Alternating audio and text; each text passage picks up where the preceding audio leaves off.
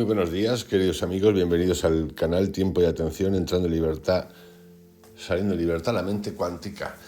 De nuevo, volvemos a los orígenes mitológicos del mundo, al nacimiento, creación del ser humano. Hay una diferencia entre nacimiento y creación, porque la creación parece ser que está clara, no clara en el sentido, en ningún sentido, pero en la creación algo ocurrió en la ciencia. Se habla de un proceso evolutivo de ciertos animales hacia la creación del hombre. Nos falta un eslabón, esto es cierto. Y digo creación y no nacimiento porque también hay una creación. Estos textos que estamos hablando, y estos son los textos sagrados, que los estoy combinando con las historias de los antiguos astronautas, que hablan directamente de la intervención de seres de otros lugares, y por eso hago estas dos líneas, la lectura de unos textos y de otros, para compararlas. Sinceramente, llevo hechos unos cuantos, el de Gilgamesh, el origen de la Biblia, la creación en el Génesis de la Biblia, el del Corán que hice el otro día, también el de Enoch, el libro de Enoch, y solamente leyendo los textos, también puede incluir las profecías de Ezequiel, el carro.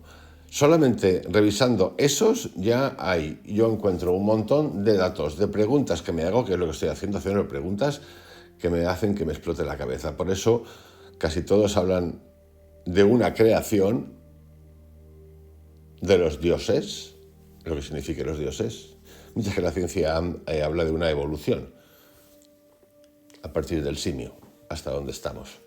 Bueno, estamos un poco como los simios, ¿no? Hemos evolucionado, pero no sé si para bien o para mal. Y el tema de hoy, ampliando esos textos de culturas con los que estoy trabajando últimamente, se titula El origen del mundo según el Rig Veda Nasadilla Sutta. Y vamos a viajar un poquito también a este mundo divertido, a ver qué nos cuenta. A ver si hay alguno que hable de ciencia y que no hable de dioses. Ya os digo que está complicado. El Nasadilla Sutta, también conocido como el himno de la creación, es un pasaje del Rig Veda 10.129 y es uno de los textos más antiguos de la humanidad, compuesto en sánscrito védico entre el 1500 y el 2000 a.C. Ya tenemos más numeritos, que es lo que me gusta a mí, los numeritos estos, para ver cómo y qué se ha contado. 4000 a.C. con Gilgamesh, con reflejos en la Biblia, en el Génesis, la creación del mundo. Y este es de 1500-2000 a.C., es decir, 2000 años antes de que se escribiese la Biblia, guiada por profetas que hablaban con Dios o con dioses. El otro día fue el Corán, 650, 680 después de Cristo, que también tiene referencias iguales, por ejemplo, la creación de Adán y Eva, con diferencias, pero hay cosas que son iguales. En este caso, esto ocurre en el subcontinente indio. Se encuentra en el 10º mandala, o libro, de Rig Veda, y es una de las especulaciones filosóficas más profundas sobre el origen del universo. El Rig Veda, el más antiguo de los 4 Vedas, se considera la base de la tradición védica y posteriormente del hinduismo. Sus himnos fueron transmitidos oralmente durante siglos, oralmente.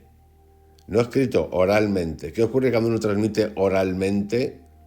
Yo recuerdo cuando estaba en lo que para mí era octavo de GB, que ahora se llama de otra manera, aunque aquí en España quieren volver a eso, en una clase, profesor de inglés, hicimos una prueba, éramos 40 alumnos, él al oído, estábamos en filas, él al primero le da un mensaje y dice que lo vaya pasando consecutivamente al oído del siguiente hasta que llegue al final.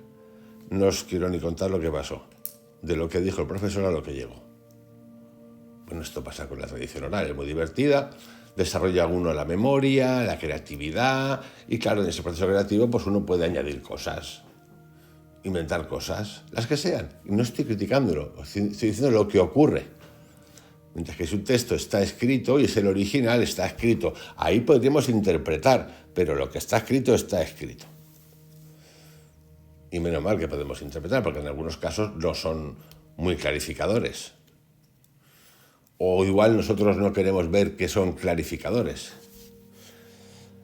Repito, se encuentra en el 10º mandala, libro del Rig Veda, y es una de las especulaciones filosóficas más profundas sobre el origen del universo. El más antiguo de los 4 Vedas. Se considera la base de la tradición védica y posteriormente el hinduismo. Sus signos fueron transmitidos oralmente durante siglos antes de ser escritos. En la Sadhya Sukta pertenece a una tradición de pensamiento védico en la que se exploran cuestiones metafísicas y cosmológicas. Así que vamos a entrar en ellas. La creación del mundo. Este himno describe un estado inicial de vacío y oscuridad. Vacío y oscuridad. Yo no sé si en el vacío hay oscuridad. Es una pregunta que me estoy haciendo. O si el vacío es oscuridad. El vacío es oscuro. El vacío contiene luz. La pregunta es importante hacérsela y responderla, o tratar de responderla para seguir con lo que quiero seguir. Entonces, ¿qué podemos encontrar acerca de si en el vacío existe o no existe oscuridad? Pues la respuesta, como el tema es peculiar, tiene varias posiciones, depende de dónde lo miremos. Desde la perspectiva cotidiana, asociamos la oscuridad con la ausencia de luz. Si no hay fuentes luminosas y ningún objeto que refleje luz, entonces percibimos oscuridad. Pero eso implica que hay algo que puede percibir la ausencia de luz. Desde la física clásica, en el vacío absoluto, donde no hay partículas ni radiación, no habría nada que emita, refleje o absorba luz. En ese sentido, podríamos decir que el vacío es oscuro, porque no hay luz. Sin embargo, el vacío cuántico no es un vacío absoluto. Y aquí es donde entra lo nuestro, la física cuántica. El vacío cuántico no es realmente vacío. Es un estado lleno de fluctuaciones energéticas donde pares de partículas y antipartículas aparecen y desaparecen constantemente. Esto significa que en un nivel fundamental el vacío podría tener propiedades que no nos permiten definirlo como oscuro o no oscuro, de la manera en que lo hacemos en nuestras experiencias cotidianas. Además, en la teoría de la relatividad de Einstein, la luz necesita a un observador para ser medida. Sin observador, sin medición, ¿la oscuridad realmente existe? En el vacío absoluto, la oscuridad es un concepto irrelevante, porque no hay nada para percibirla. En el vacío cuántico hay actividad, así que la idea de oscuridad, como la ausencia total de algo, es cuestionable. Si nadie observa, ¿existe la oscuridad? Esto nos lleva a una reflexión más filosófica sobre la percepción de la realidad. Y esto conecta mucho con el Sadhya Sukta, que sugiere que incluso el concepto de existencia y no existencia en el principio del universo es incierto. Pero fijaros, siendo incierto,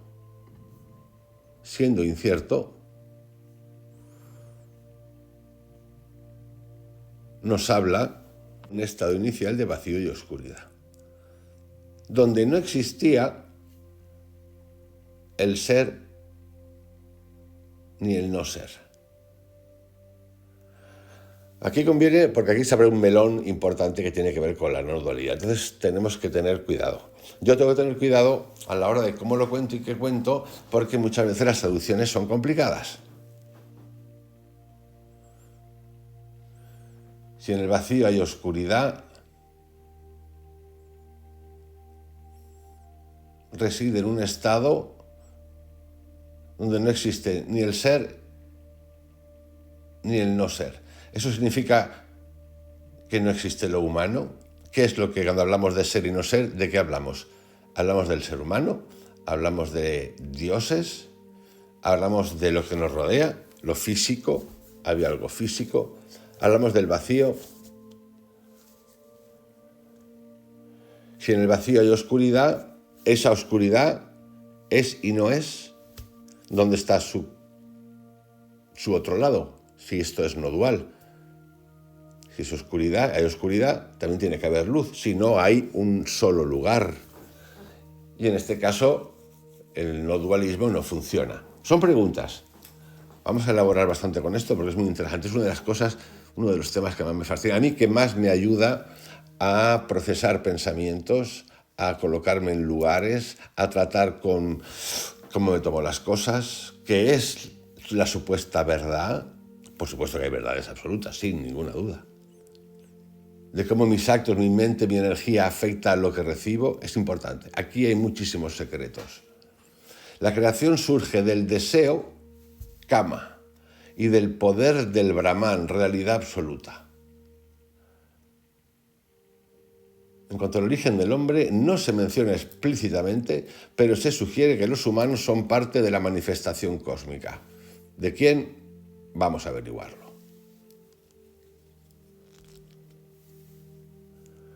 Y vamos a hacerlo a través del Nasadiya Sukta, que es el himno de la creación en el Rig Veda.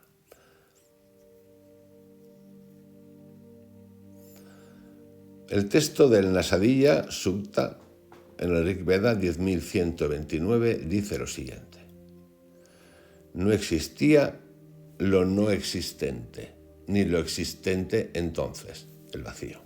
El concepto de vacío es un poco complicado. No había aire ni cielo más allá. ¿Qué lo cubría? ¿Dónde? ¿Bajo la protección de qué? ¿De quién? ¿Había agua insondable y profunda? No había muerte ni inmortalidad entonces. No había distinción entre día y noche. Solo aquello uno, ese uno con mayúscula, respiraba sin aire por su propia naturaleza. Aparte de eso, no había nada más. Al principio había oscuridad, oculta en oscuridad. Todo esto era agua indiferenciada. Aquello que estaba cubierto por el vacío surgió por el orden del calor, tapas. El deseo, kama, surgió al principio. El primer germen de la mente, el deseo, kama, primer germen de la mente. ¿Pero de quién? Pregunto, ¿pero de quién?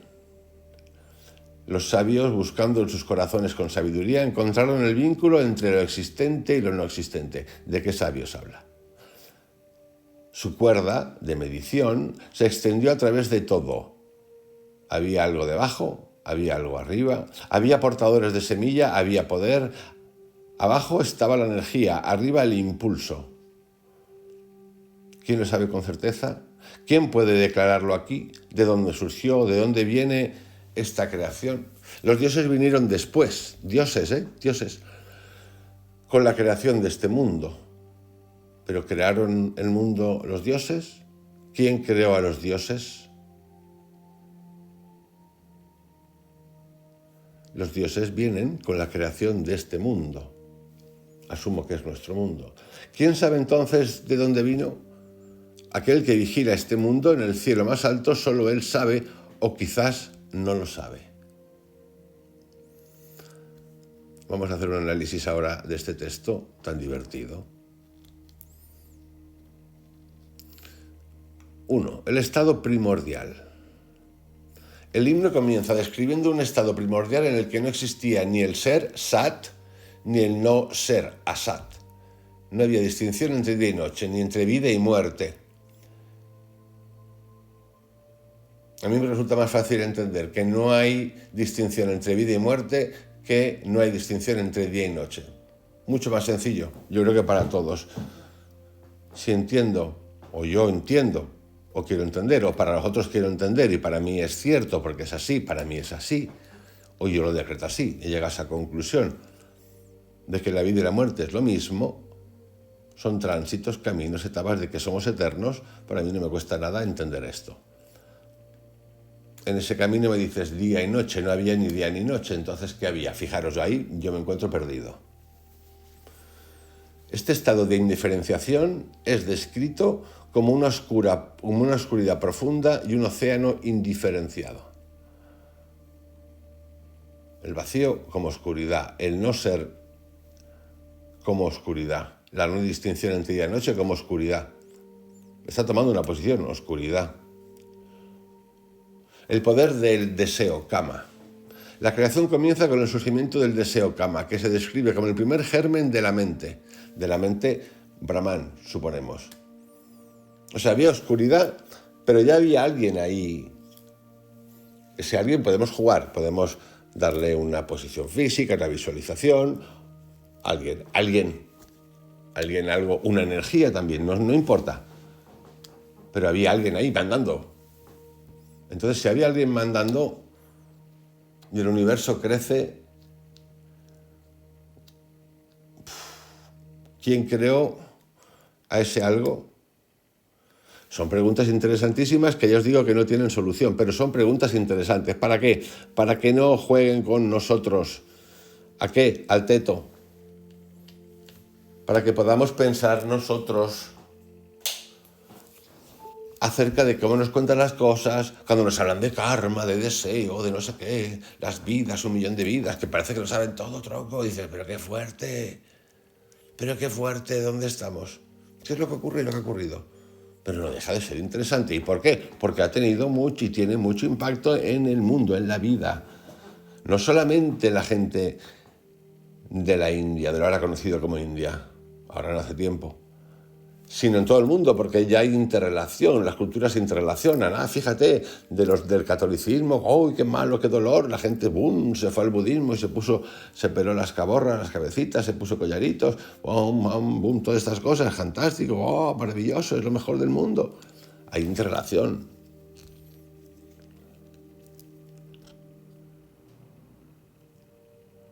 Repito, la creación, el poder del deseo kama. La creación comienza con el surgimiento del deseo kama, que se describe como el primer germen de la mente. Este deseo no es meramente físico, sino una fuerza cósmica que impulsa la creación. El rol del tapas, calor o austeridad.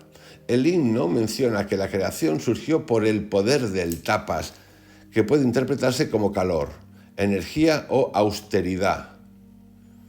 Fijaros, el concepto calor-energía lo podemos entender perfectamente, pero ¿cómo asociamos el concepto calor-energía-austeridad? Este concepto es fundamental en la filosofía védica y se refiere a la energía espiritual que sostenía el universo. ¿Pero por qué llamarla espiritual? ¿Por qué llamarla espiritual si no sabemos si es espiritual? ¿Es espiritual todo lo que no conocemos como ser humano es espiritual? Oíde. Porque es espiritual. Lo que sí que parece ser que es energía. Una energía origen de origen. No sabemos, estamos como igual que con el Big Bang. El origen del mundo, hubo un Big Bang, pelotazo mundial, pam, pam, pam. Pero, ¿dónde se quedan los científicos? A segundos, milisegundos después de que haber explotado. ¿Pero qué había antes? Ni puta idea. ¿Por qué llamarlo espiritual? ¿Brahma lo llama espiritual? Si el concepto espiritual no tiene ningún sentido, si nos vamos al fundamento de que Brahman, imagínate que es el creador, si era todo, no tiene necesidad de dar nombres como espiritual. Eso es importante. ¿Para qué? ¿Y por qué?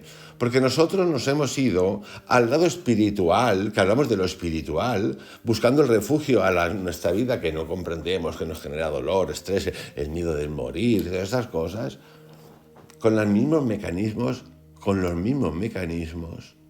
Mirad lo que os digo, de dónde estamos. No hay ejercicio. Ejercicios hemos hecho muchos. Entonces hay como patrones en la vida material marcada por el poder, hoy en día por la inteligencia, por las redes sociales, por la publicidad, que es cada uno dentro de esa variedad que creemos que tenemos de diferentes maneras de vestir y todas estas cosas. Esto es malo, los trajes eran malos, representan poder. Entonces de repente nos pasamos a hippielandia y entonces nos vestimos de otra manera, que supuestamente es la buena.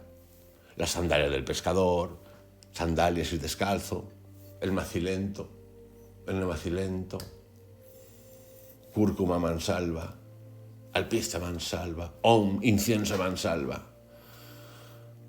Y es lo mismo. ¿Qué coño hemos hecho cambiar cromos? Primero, el estado primordial. Segundo, el poder del deseo, kama, con K, K-A-M-A. El rol del tapas, que es calor o austeridad. Y ahora vamos a la búsqueda de los sabios. Los sabios, a través de la meditación y la sabiduría, buscan comprender el vínculo entre lo existente y lo no existente. Esto refleja la naturaleza filosófica del himno, que no ofrece respuestas definitivas, sino que invita a la reflexión. Y esto es lo que lo hace grandísimo. ¿A quién? A la tuya. El primer, entre comillas, porque de hecho lo he puesto aquí, hice un audio acerca del origen de la meditación, el primer reflejo en el que supuestamente aparece alguien meditando, creo que de hace 7.000 años, que parece ser una figura en el que está en una postura de esas de rodillas retiradas así, como nos han enseñado a meditar, rodeado de animales. En realidad era una persona con poderes mágicos, yo la interpretación que yo es una tablilla, que tenía el poder sobre los animales, es decir, animales, plantas, entorno, y tiene esa postura. ¿Ciertamente es así? No lo sé, es lo que les gusta contar y yo, por lo tanto, después de observarla, pues digo, sí, puedo asociar que es una postura meditativa. Pero ya sabéis que en los audios que he hecho acerca de la historia de la meditación, desde sus orígenes hasta el 200 después de Cristo, en principio no había reglas, y luego a partir de no haber reglas se lía barda con multitud de reglas que pueden ser, siempre que las intentamos y leamos como procesos que vamos a practicar, si queremos practicar para ver a dónde llegamos y qué nos pasa, está bien. No como es la regla, porque hay muchísimas reglas. Les ha encantado regular. A estos de la sabiduría les gusta regular más que a los gobiernos. Si no, mirar cuántas reglas hay en cualquier cosa que hagáis que tenga que ver con yogas, todo lo que queráis está lleno de reglas, de todo tipo. Pero parece ser que nos molestan, porque como son reglas, te la acabas de mamar entera. Las otras me molestan, pero estas me encantan. Vaya. La incertidumbre final. El himno concluye con una serie de preguntas retóricas enfatizando que el origen último de la creación es un misterio. Incluso los dioses que vinieron después de la creación, es que es conveniente que empezamos a ver qué leemos, ¿no? Que vinieron, ¿de dónde vinieron? Salieron bajo el suelo. ¿Quién los creó? ¿De dónde vinieron? Los dioses que vinieron después de la creación. O sea, hubo una creación y después vinieron los dioses. No pueden conocer su origen. Ni siquiera los dioses conocen su origen. Solo el Ser Supremo que vigila el mundo desde el cielo más alto podría saberlo, pero incluso esto es incierto. A mí lo que me gusta de este texto es que juega, cuenta y no nos lleva a ninguna conclusión ni pretende ser la conclusión certeza, como hacen los demás. Por ejemplo, la Biblia, certeza. El Corán, certeza. Aquí no hay certezas, aquí hay preguntas. Y vamos a ver ahora algunas reflexiones filosóficas acerca de esto. Y también vamos a ver comparaciones con otros relatos de la creación muy interesantes. Por ejemplo, en cuanto a las reflexiones filosóficas, enfoque no dogmático. A diferencia, esto es lo que lo hace fascinante, de otros relatos de creación, en La Sadilla Subta no ofrece una narrativa dogmática. En cambio, plantea preguntas profundas sobre la naturaleza de la existencia y la creación, invitando a la reflexión y la contemplación. ¿Reflexión de quién? De uno. ¿Sobre qué? Sobre el vacío. Y contemplación tuya. La dualidad de la existencia y la no existencia. El himno explora la relación entre lo existente, Sat, y lo no existente, Asat, sugiriendo que la creación surge de la interacción entre dos principios que son opuestos.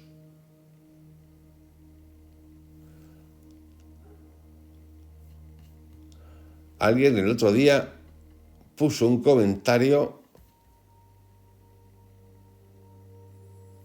que me resultó fascinante. Creo que lo tengo aquí. Es el siguiente y lo quiero compartir porque tiene que ver con esto. Tenía que ver con un audio que puse. Y dice, la existencia es como una serpiente que se muerde la cola infinitamente. Curioso es que este año sea justo el año de la serpiente, por el calendario chino. Sucede que para este vacío, misterio, fuente, Dios, etc., no existe lo bueno o lo malo como tal, esa dualidad a la que estamos acostumbrados, sino que simplemente se experimenta a través de lo que no es. Ese es su néctar. Todo lo que es se conoce por medio de lo que no es. Es decir, cada uno de nosotros como humanos y como otros seres también. Llega un momento en el tiempo en el que el ser vuelve a tomar conciencia y darse cuenta y se da cuenta de quién realmente es, más allá de lo que aparentemente está siendo en el mundo de las formas. No podemos juzgar a este Dios o fuente porque yo soy esa misma fuente. Es por gracias, porque decirlo de alguna manera, esta fuente decide cuando el personaje despierta, sin importar la historia del personaje, de si es bueno o malo, si es mejor o peor, eso no importa, porque no es por obra, es por gracia. Me parece alucinante lo que ha puesto. Alucinante. Después da un mensaje y nos pone un enlace. Es brutal.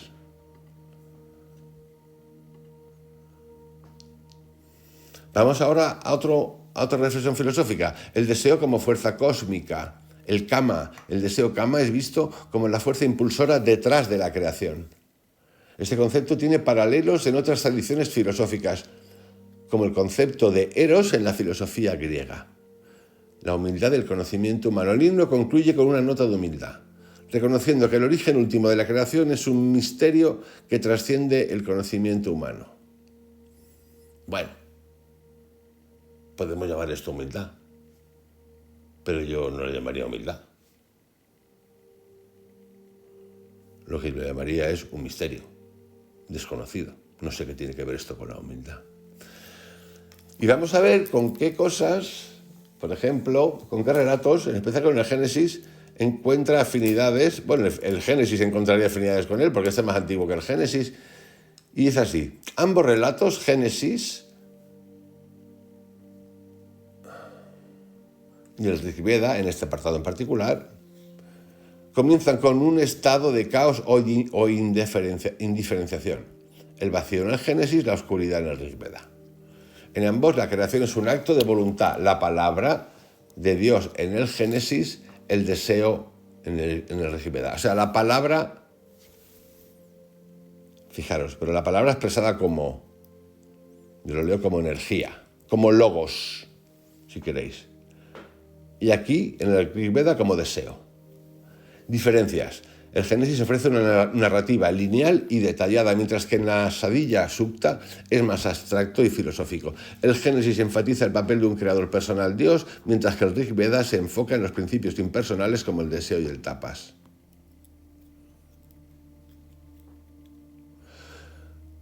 Vamos a ver un poquito más del kapa, deseo, en la tradición védica. Kama. Importante esto del deseo, porque el deseo y la emoción, Neville Goddard habla mucho de esto. Contiene, de hecho hablé el otro día, a la hora de visualizar, de realizar cosas, las emociones contienen un componente, una fuerza vital, brutal a la hora de proyectar energía hacia algo que deseamos, queremos. Deseo, dicho, deseamos, queremos, kama. Pero esto es más complejo todavía. Kama es una palabra sánscrita que significa deseo, placer o amor. Es uno de los 4 purushartas, objetivos de la vida humana, en la filosofía hindú, junto con dharma, deber, artha, riqueza, y moksha, liberación. Liberación, He dicho liberación. Kama no se limita al deseo sexual, sino que abarca todos los deseos humanos, desde los más básicos hasta los más elevados. Ahora estamos tratando el concepto de kama, que nace desde ese lugar, es el que crea, pero claro, había sexo ahí, había géneros, ¿cómo se crea esto? ¿Quién lo crea? Que no sabemos quién lo crea. O el sexo es una parte muy básica que tiene que ver con la naturaleza biológica del ser humano y de la Tierra.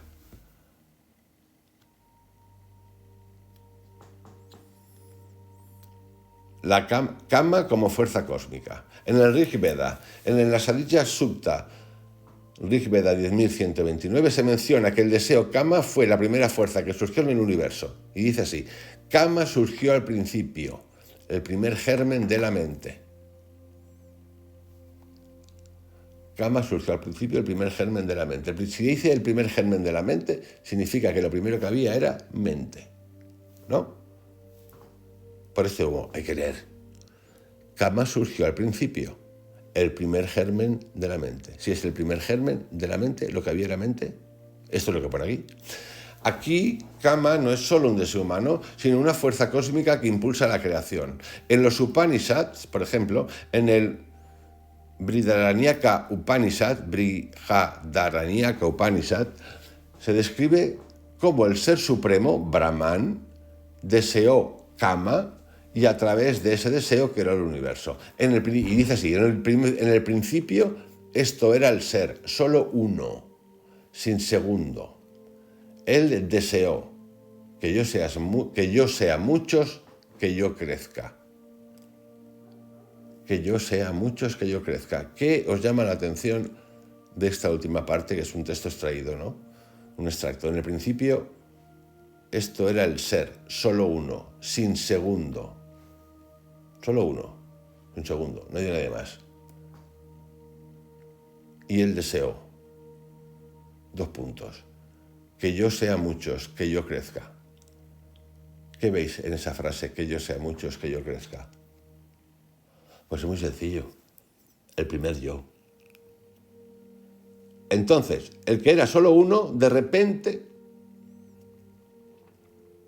quiere ser muchos. Pero si ya eres uno, eres todo. Si ya eres esa cosa única, especial, ¿a dónde vamos? ¿Por qué? ¿Para qué? ¿Por qué quieres hacer esto? ¿Por qué quiso hacer esto? ¿Cuál era el fin de querer hacer eso? Y se convierte en yo. Que yo sea muchos, que yo crezca. Que yo sea muchos sería fantástico. Que yo crezca es otra película.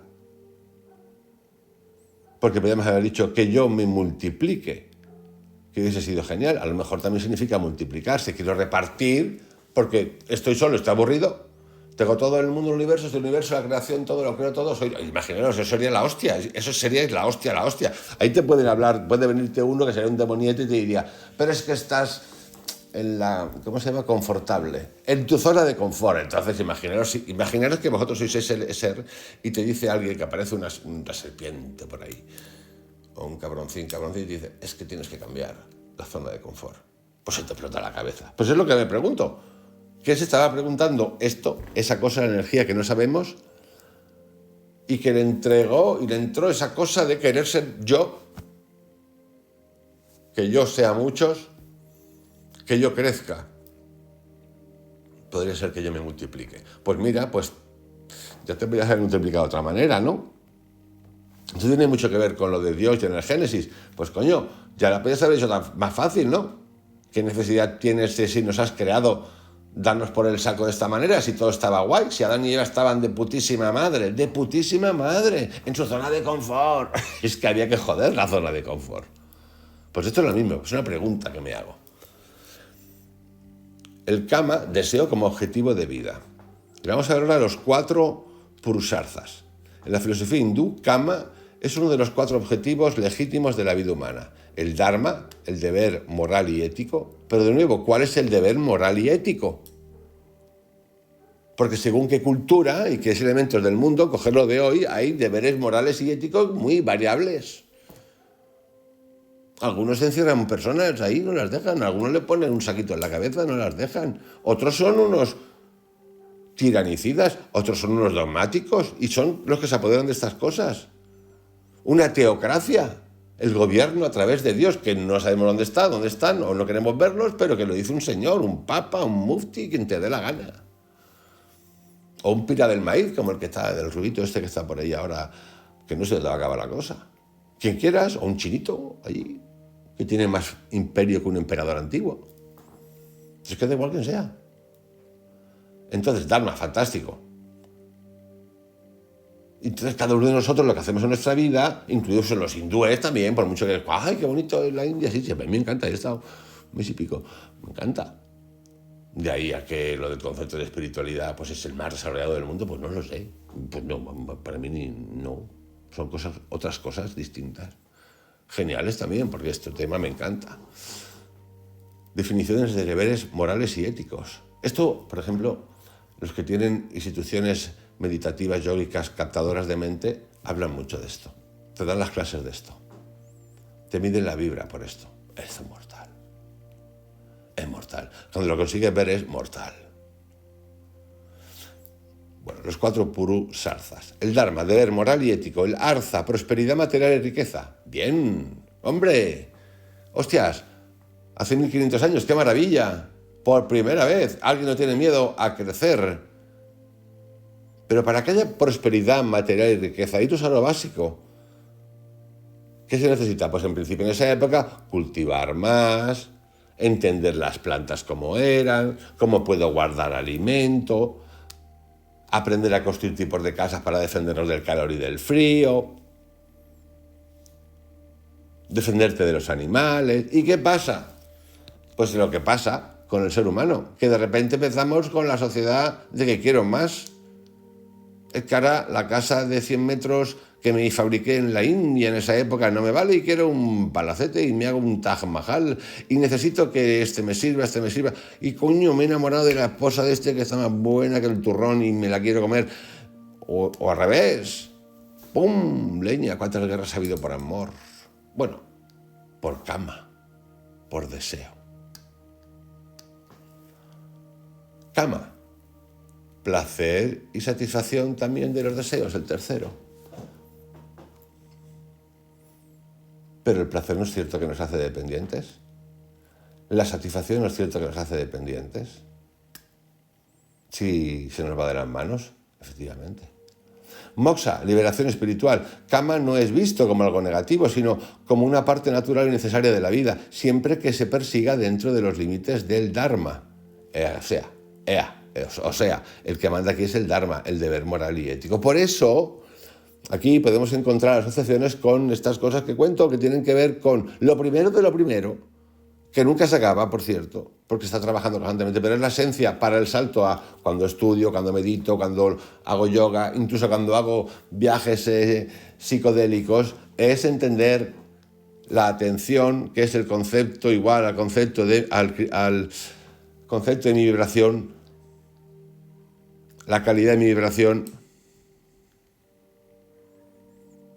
la conciencia de mi vibración, atención igual a la conciencia de mi vibración, al movimiento de la energía y al silencio. Ese silencio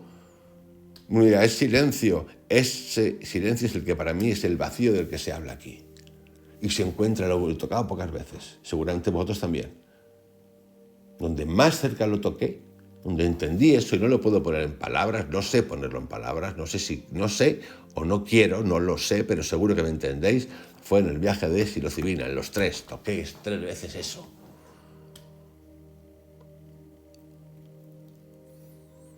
Ahí puedo entender, pero ese vacío no era oscuro, compis, no lo era.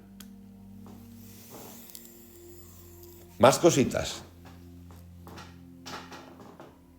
que tienen que ver con el Kama o con el objetivo de la vida. El Kama Sutra. El Kama Sutra, atribuido a Vatsyayana, es un texto clásico que explora el arte del amor y el placer. Aunque a menudo se asocia con la sexualidad, el Kama Sutra también aborda temas como el cortejo, el matrimonio y la armonía en las relaciones. El Kama y la espiritualidad. Estamos hablando de un texto que habla del origen del mundo y un poquito del ser humano. El Kama, deseo y la espiritualidad. El deseo como camino. En algunas tradiciones tántricas, Kama se considera una fuerza que puede ser canalizada hacia la realización espiritual. El deseo no se reprime, sino que se transforma en una herramienta para alcanzar la unión con lo divino. Digamos que el ser humano, que no sabemos de dónde cojones ha venido, ni por este texto, porque no lo sabemos, no nos lo dice, pasa de eso, que no sabemos de dónde venimos, a que estamos aquí, sin saber de dónde venimos en este texto. Y entonces empezamos a jugar con cosas, cómo podemos acercarnos a eso que no sabemos de dónde venimos. Lo bueno de esto es que descubren que el sexo es energía, que es el flujo, que es el... Sí, hay libros de esto. Y ahí el ser humano se entretiene bastante.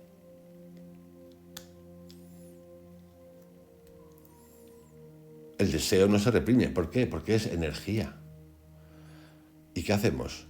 Se transforma. Hay teorías de todo tipo con esto, desde nunca lo que se llamaría acabar en el acto sexual, porque esa energía... Yo lo leí esto por primera vez. Aquí alguien ha hecho un comentario buenísimo de eso en particular y ha recomendado algunos libros, fantástico. Un libro que se llamaba, creo que era de Thomas Pauman o algo así, El hombre que se enamoró de la luna, que me quedé flipado. De esto podemos hablar hace 20 años, El hombre que se enamoró de la luna, y donde hablaba de esto en particular, que eso llegaba al ciclo. A ver, os digo la verdad, yo no lo he practicado, no. No sé si tengo muchas ganas de practicarlo, sinceramente. Un poquito de humor aquí, que si no la cosa está tan sagrada que nos descomponemos, que nos ponemos más violentos. Veis que esta interpretación, este texto sagrado, es interesantísimo y a la vez no nos lleva a ningún lugar. Nos lleva a un lugar fantástico, por cierto, que es al preguntarnos. ¿Y sabéis qué es lo chulo de esto? De este Rig Veda 10.129, Nasadilla Sukta, que te lleva a que tú eres quien tienes que preguntarte.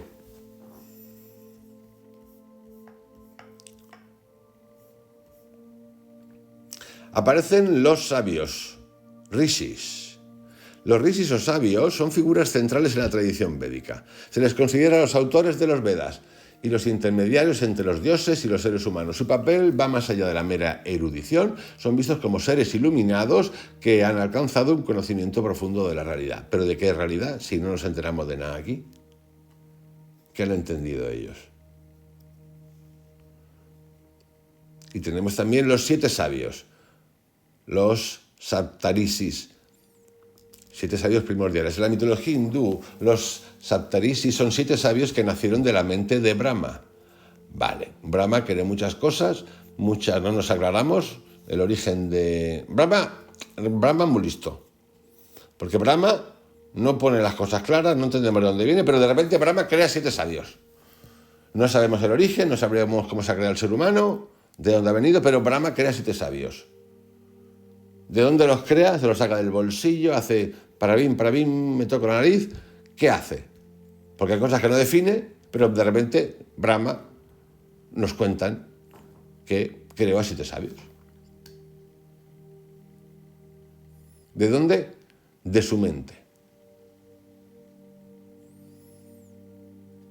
Se les considera los progenitores de la humanidad y los guardianes de conocimiento divino. Los nombres de los Saptarisis varían según las tradiciones, pero algunos de los más conocidos son Vasita, Vismavabrita, Barahwana, Gautama, Jamadagni, Atri, Agastya. ¿Y qué rol tienen estos en la creación? Los Saptarisis ayudaron a Brahma en la creación del universo y transmitieron los Vedas a la humanidad. Entonces, los sabios los crea Brahma. Por lo tanto, no son humanos como nosotros entendemos al ser humano. ¿Y qué hacen? No son humanos. Transmiten los versos a la humanidad. Le ayudan a Brahma en la creación del mundo y transmiten los Vedas a la humanidad. También se les asocia con la formación de las constelaciones en el cielo. Entonces estamos hablando más allá de la Tierra. Los rishis son videntes. Los mantras védicos. Los rishis no son considerados autores en el sentido moderno, sino videntes, drastas, que vieron los mantras védicos en estados de meditación profunda. Escuché esto en meditación, los sabios lo revelaron. Rig Veda 10.71.1. Aquí tenemos que estar muy atentos porque el texto original hay dudas de que diga la palabra como tal meditación, no mindfulness. Tiene algo parecido a eso. Por eso estaría genial que nosotros pudiésemos saber sánscrito. Imaginaros cuánto nos ahorraríamos, ¿o no? conexión con lo divino. Los rishis actuaban como intermediadores entre los dioses y los seres humanos. O sea, que no eran dioses. O sea, que no eran humanos.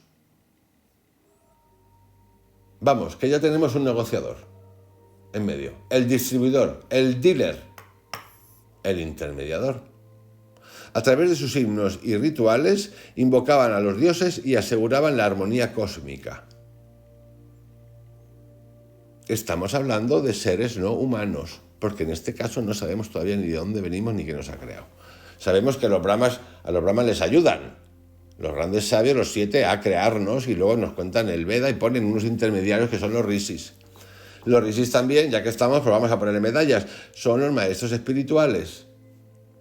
Os digo todo esto que sí, me encanta, es que me encanta. De hecho, llevamos ya 45 minutos, es que me gusta mucho. Pero también, a la vez que me encanta, lo digo para que llegáis a vuestras propias conclusiones, para cuando os metáis en rollos y de que, ay, quiero saber, y te hablen, no, de los avatares, de la Virgen Santa, pero ¿qué avatar? Pero qué avatar, si no se aclara a nadie, que está genial, y el avatar, y el avatar, y el avatar. Como el ser humano tiene, cada uno de nosotros, incluidas las asociaciones extragalácticas, Terramundi, Extramundi, de captación de adeptos y usos de energías, cuando tú pones intención, cama, y deseo, cama, en captar afiliados, cama, amarrarlos, cama, jalarles la cabeza, cama, y no darles libertad. Entre libertad sale libertad, esa energía es potente. No se puede negar, amigos, yo no la niego, por eso hay que estar atentos, porque te puede sorber como una cañita. Una cañita en España tiene otro nombre en América Latina, pero esa cosa, ese tubito, que antes eran de plástico, luego la ecología las hizo todas de papel, que son una mierda, y ahora el amigo del maíz las ha vuelto a instalar en Estados Unidos como plástico. Eso es. No sé qué, pues tiene otro nombre, no me acuerdo. Pues sí, que nos hagan así, y nos solvan el cerebro y los billetes en el camino. Y estos son los del desapégate. Pero te tengo sometido aquí con cursitos todas las semanas, cursito de grilla, cursito de focalización, cursito de magnetismo, cursito de los cojones. Así de claro. Bueno, dice los 4 acuerdos de Miguel Ruiz que cuidado con eso, pues exactamente, cuidado con las palabras, los cojones. En los Upanishads estamos ahora en los ejemplos de sabiduría. Los rishis no solamente transmitieron los Vedas, lo que he dicho, sino que también enseñaron a sus discípulos sishyas, ya tienen discípulos, los principios del Dharma, es la moral, la meditación y la realización espiritual. Ejemplos famosos incluyen a Vasicta, quien fue el gurú de Rama, y Visamitra, quien enseñó a Rama y a Lakshmana el uso de armas divinas. Mira, el uso de armas divinas. ¿Alguien me puede traducir de vosotros aquí, que somos un montón, qué significa armas divinas? Sí, armas de los dioses. ¿Qué tipo de armas? ¿Da o no da esto, como lo estoy contando? Sinceramente, para preguntarnos si en realidad venimos o nos han creado otras cosas, otras civilizaciones, otros seres. ¿Da o no da? Sinceramente, de verdad. Todo da, es que da, pero es que da, no hay que hacerse ninguna... ¡Oh, anatema satánico! ¿Qué estás contando? No, es que da. ¿Da para preguntar? Por ejemplo, en los Upanishads, los rishis son protagonistas de diálogos filosóficos que exploran la naturaleza del ser, Atman, y la realidad última, Brahman. Digamos, se dedican a... Es gracioso, se dedican a preguntarse sobre el Brahman. Ellos no pueden ser brahmanes, pero a ellos los ha creado Brahman. Y no son humanos. Entonces, a ver, el mediador, de nuevo el mediador.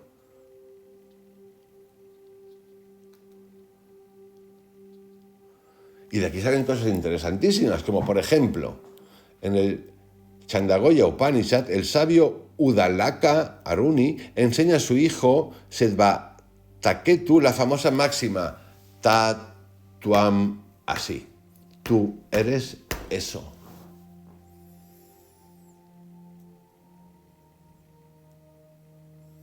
Pero la pregunta que yo me hago es, si vamos a tú eres eso, ¿qué necesidad? Es que se repite como en el Génesis, te doy y te pesco, te doy y te pesco, te doy y te pesco, no sales. ¿Qué necesidad hay de crear jerarquías? Porque hay jerarquías, es que no lo veis que hay jerarquías. Si al final vamos al tú eres eso, el reino de Dios está en ti. ¿Para qué cojones? Como digo, ¿para qué cojones nos hacen pasar por todo esto? Es decir, un ser que lo tiene todo, una energía que lo tiene todo, utiliza a unos, crea a unos, están los rics y los sabios, nos explican todo, pero ¿qué necesidad tenemos de esto? De crear una secuela de generales, emperadores, coroneles, sargentitos, soldados rasos. Nosotros somos todos soldados rasos. Para explicar esto cuando ya estaba explicado. ¿Qué necesidad y esfuerzo de hacer esto? ¿Cuál es el fin? Si tú puedes crear lo que te dé la gana, vamos a hacer un resumen, vamos a llevarlo al absurdo. Porque hay que llevarlo al absurdo. Imagínate que tú tienes la capacidad de hacer lo que te dé la gana. ¿Por qué creas un ser, vamos a llamarlo hasta inferior, de la nada, que no existía, para hacerse, vas a aprender? Pero si no existía, si tú tienes la capacidad de hacer todo, ¿por qué no creas ese todo perfecto? Quiero repartir porque me quiero expandir, porque me siento solo, que lo que he contado, me siento solo. El universo es mío todo, pero me siento solo. ¿Y por qué no te haces un plif así? Y creas razas y intercontinentes para divertirte, interplanetarios. Que recordar que el concepto en el de Dios, la creación, puede hacer todo. Entonces, si puede hacer todo, no significa que pueda hacer algunas cosas y otras cosas. No. Por eso, algunas personas cuando dicen, joder, es que creo en Dios y la madre y el mundo es injusto, y le decimos, qué chalao. Pero es que resulta que tienen mucha razón. Dios no para la guerra, no. Los que hablan de Dios e interpretan Dios crean guerras. Pero Dios no interviene. ¿Por qué no interviene? Pues aquí lo tenéis. Es que no interviene. Es que podía haber intervenido al principio y lo hizo de una manera creando un ser que no existía, el humano.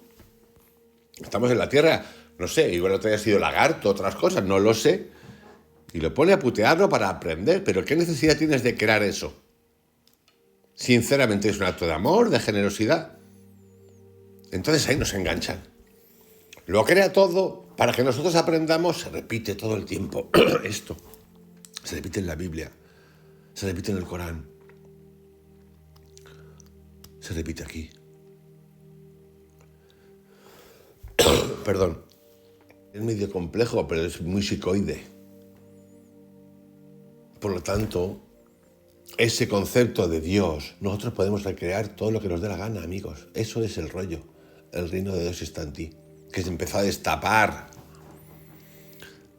Tú eres eso. Pero bueno, tú eres eso significa que alguien te está diciendo, yo te estoy diciendo que tú eres eso. Si yo tengo que decirte a ti que tú eres eso, ¿de qué estamos hablando? ¿De jerarquías? Nadie tiene que decirte que tú eres eso. Si tú dices el reino de Dios está en ti, tienes el poder de crear lo que te dé la gana. La pregunta es, ¿de dónde coño venimos? La pregunta que hice el otro día como ejercicio, si me miro como célula, estoy sentado ahora grabando y digo, me voy a ir hace 55 años a la parte física, mi papá, mi mamá, pim, pam, pum, pam. Y ahí sale, ¡pum! Vicentito, que ya tiene nombre, en potencia, célula. ¡Hostia! Es brutal. Es que yo era eso, es que tú eras eso. Si ya entramos más atrás, ahí es donde viene la parte divertida. Es divertidísima. Yo elegí venir porque, bien, yo entonces elegí mis padres, me los eligieron, mucha gente que lo tiene clarísimo, estas cosas las tiene clarísimas en la vida, nadie tiene una mierda de cosa clara, pero hay gente que entiende más de la otra vida que de esta. Es increíble.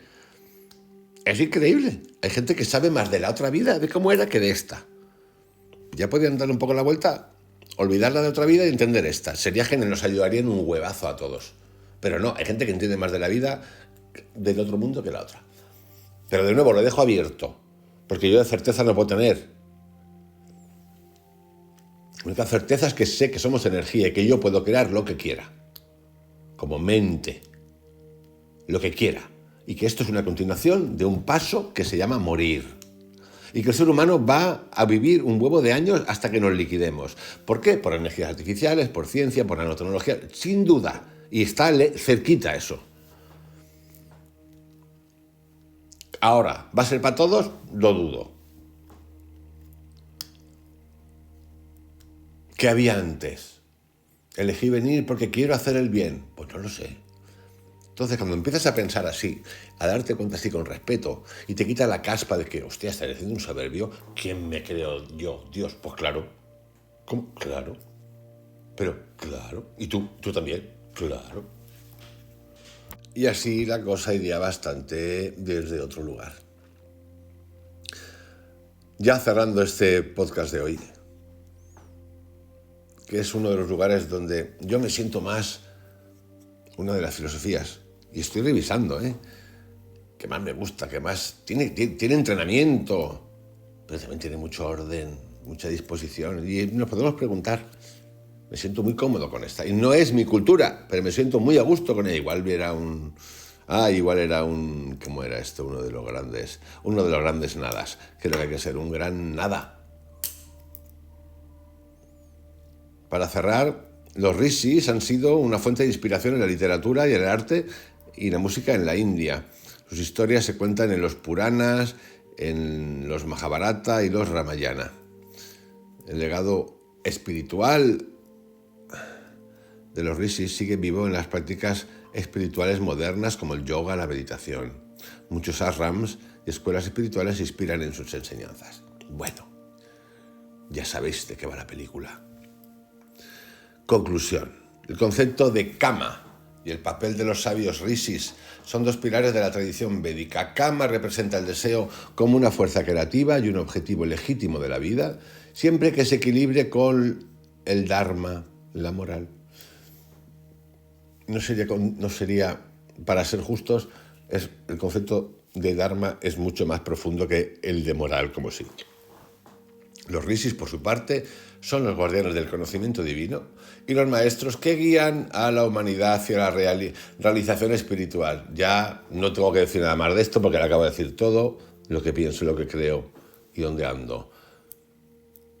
Y estos sendos conceptos reflejan la profundidad y la riqueza y lo creativa que puede llegar a ser la espiritualidad de la India y el origen y creación del universo, del mundo y del ser humano.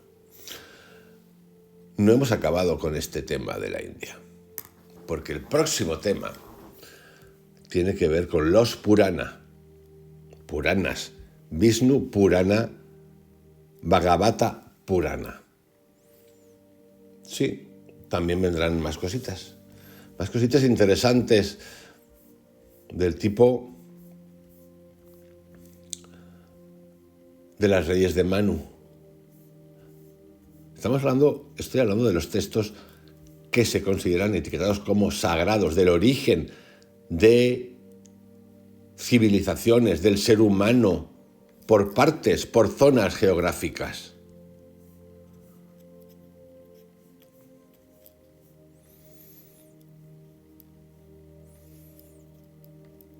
Vamos a visitar el Gita, mi favorito, los Upanishads. En fin, os deseo un excelente día, que tengáis mucho de todo y poco de carga mental. Eso es lo que quiero desearos hoy. Eso y un abrazo gigante y mucho amor. Hasta mañana.